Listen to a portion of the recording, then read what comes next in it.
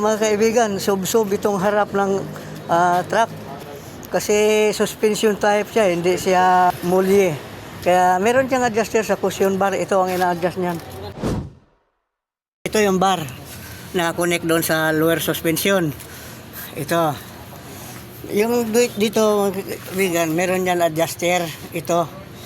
Yung malaking tornilyo na mahaba. Tagos doon. May nakahabang doon na nakatanim. Pag i-adjust mo ito pahigpit, tataas ang harap ng sasakyan. Ngayon, dito na naman tayo sa isa. Dito.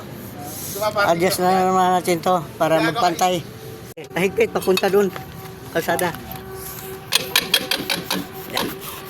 Okay.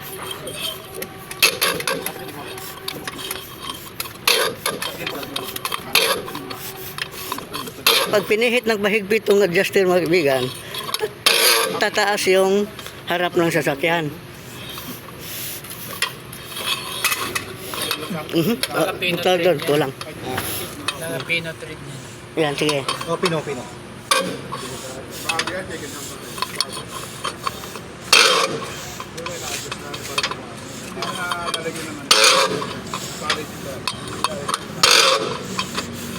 Lumambot din, no?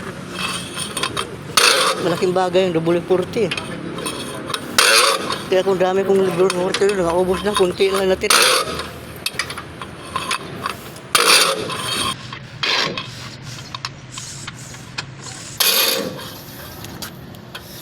Yan, tumutunog mga kaibigan. Ibig sabihin, umiikot na.